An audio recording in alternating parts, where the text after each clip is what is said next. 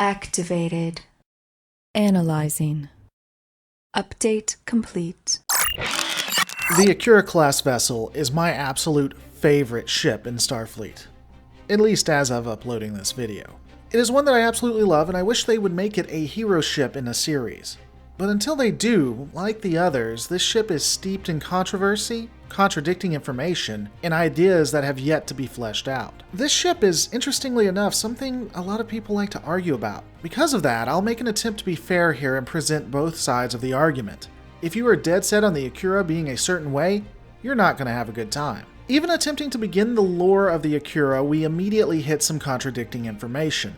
The magazine from Eagle Moss, and a few other sources, have claimed that the Akira was designed to combat the Cardassian Wars and the Borg threat. The problem is that, well, when you look at the Cardassian Wars, more popularly known as the Cardassian Border Wars, they were a string of conflicts between the Federation and Cardassian Union that lasted between 2347 and into the 2360s. The problem is that the Akira went into operation in the 2370s, and most likely that's mid to late 2370s. Now, you could make the argument that the designs for the ship began in the 2360s, but I feel that's kind of a stretch, as it appears Starfleet designs and builds ships much faster. But even then, designing a ship of war would fly right in the face of established lore. In the Next Generation, and early Deep Space Nine, we know that Starfleet was highly pacifistic, and that a ship of war wasn't even conceived until after Wolf 359. And even then, again, if you look at early Deep Space Nine, they were still somewhat pacifistic, wanted negotiated peace, even if it was at the expense of other people.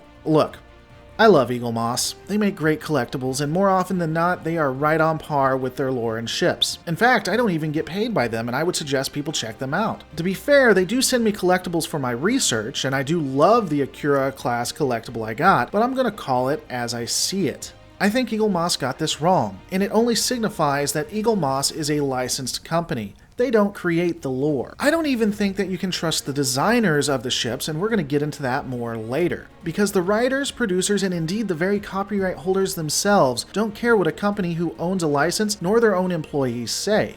They care about how the audience feels about what they're putting up on the screen, regardless of how the ship is supposed to act. But I'm getting a little off topic. Let's be gracious here and say that the ship was designed as a result of the Border Wars and went into high gear after the Borg. So launching in the 2370s, the ship was designed in order to deal with threats posed to the Federation.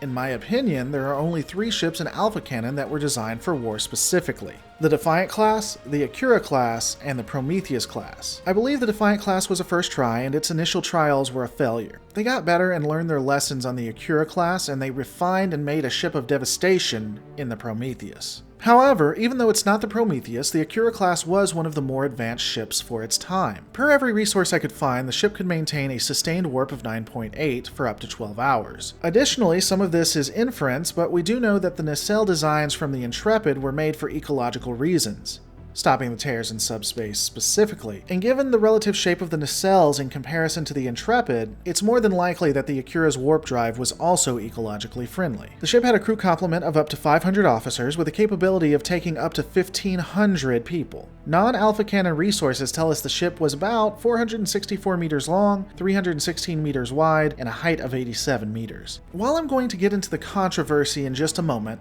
let me put this here. Some sources state that the ship also acted as a carrier with fighters and shuttles. If we accepted this as true, then the ship also would be great in evacuation scenarios given its ability to take on so many people for its size. And the use of the shuttles in situations where transporters might not be available is an awesome advantage. And with that, allow me to preface this. I do believe that the Akira Class was built for a fight. In fact, one of the best scenes of the Akira Class that signifies how tough this ship is can be found in a Voyager episode called Message in a Bottle. For the backstory, the Romulan Star Empire, rogue Romulan agents, which is what I'm sure the Romulan Star Empire would claim later. Anyway, rogue Romulan agents would commandeer the USS Prometheus, the most powerful Starfleet starship as of the making of this video. This ship was so powerful that it could take down a Dominion-era Nebula-class starship during high warp. Not an easy feat. Now, we don't see the entire battle in the Voyager episode, but we see enough to get somewhat of the strategy by Starfleet. Starfleet would be able to only dispatch 1 Akira Class and 2 Defiant Class vessels to intercept 3 Warbirds and the stolen Prometheus class. The Starfleet ships were, as you can see, heavily outmatched. The strategy was for the 2 Defiant Class ships to break off and engage the Prometheus separately, and for the Akira Class to take on the 3 Warbirds by itself. I've stated it before, but we have good evidence to believe the Warbirds would not be as advanced as the Akira Class. But still, 3 fully functioning Warbirds with fully functioning operational cloaks. And the Akira Class moved to engage them without flinching. And this was probably the best call for what they had, by the way. The Akira Class was a massive ship, a heavy hitter for the Federation that could take a pounding. The Warbirds, even if they could destroy it, would not be able to do so without losing a significant amount of time and probably at least 1 to 2 of their own vessels. During that time, the Defiant would be able to more easily outmaneuver the Prometheus and better dodge fight its multi-vector abilities. But I'm rambling, and this isn't a battle breakdown. All that to say, I would agree with anyone who says the ship was something to be feared by any non-Federation entity. Now, how many weapons and the abilities of the Akira vessel is highly contentious.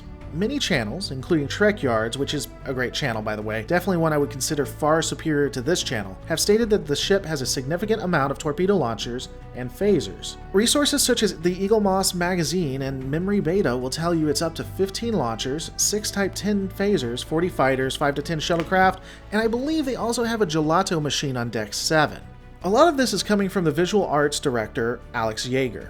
And look, while I think Alex made a beautiful ship and has significantly more skill than I ever will, and also, I would love to meet you, Alex. If you're watching this, call me, buddy. What Alex thinks the ship is designed for, or what he designed it for, doesn't mean much on a canon level. I don't mean to be rude, but it's true. The Intrepid and Defiant class ships were designed with specific purposes by their creators, and those wishes were broken on a semi-regular basis. What's canon only matters what the writers, producers, and, as of this video, CBS and Paramount say. Here's a perfect example. Alex says he conceptualized the ship being used like an aircraft carrier.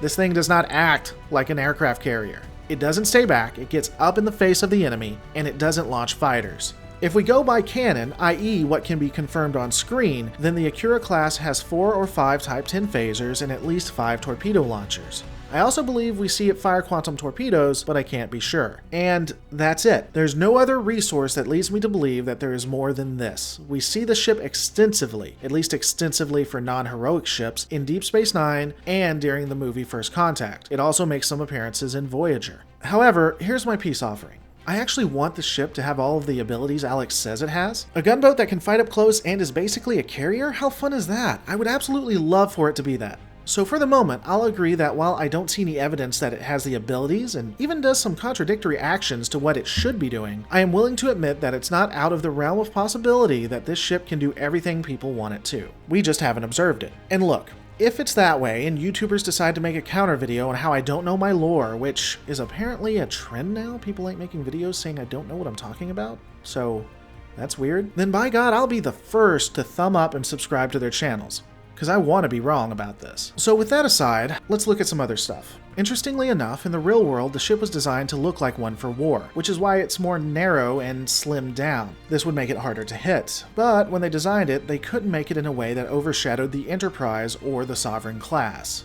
This presumably because it was in First Contact, and that is when we first see the Sovereign ship. Ships we know that had this name in canon is the USS Thunderchild, which could be seen at the Battle of Sector 001. And for those who want to be on Jeopardy, the Akira appears once in the TNG films, 10 times in Deep Space Nine, and 4 times in Voyager. So yeah, this was more of a ramble and a discussion than a breakdown, but that's honestly because we don't have a lot on the vessel. It's a very fun ship, but there isn't enough here like what you see with Voyager or the Defiant.